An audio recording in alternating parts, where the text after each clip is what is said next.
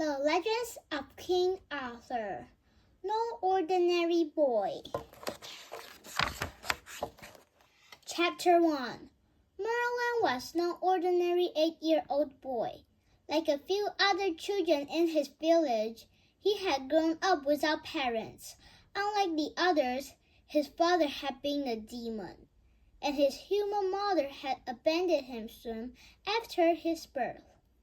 Being the son of a demon had given Merlin very special powers.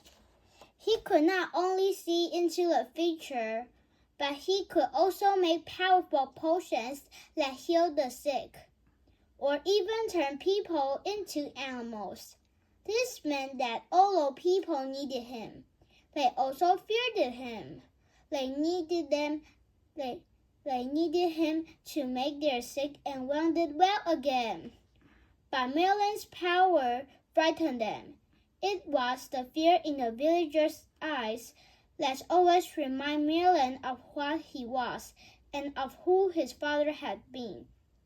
Today had started like any other. Merlin walked through the small village where he lived, and where nothing ever seemed to happen. People followed him, as they did every day, asking for potions or seeking answers to their troubles. "But can you make the nightmares go away?" an old woman asked. She panted hard as she struggled alongside him, trying to keep up. Looking at her, Merlin stood his pace. "Yes, visit me tomorrow," he said. "I have a potion ready." The woman nodded and began to back away, when suddenly the air was filled with the sound of thunder.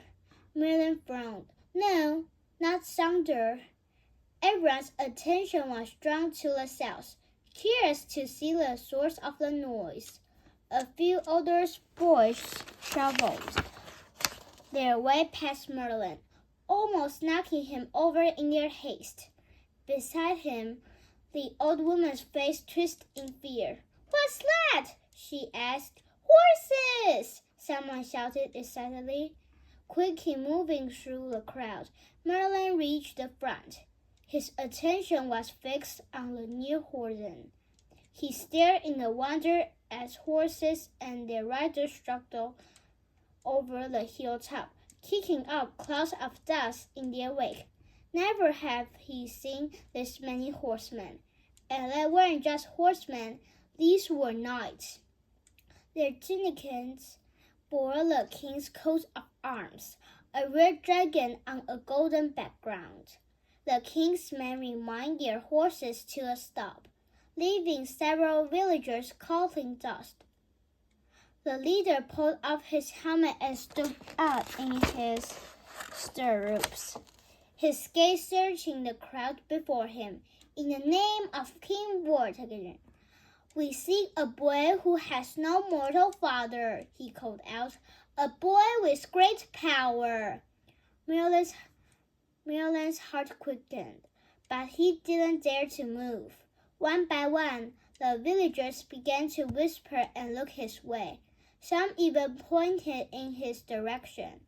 Finally, a rough hand pushed him forwards, causing him to stumble from the crowd. The leader looked down at him as the other knights removed their helmets to do the same.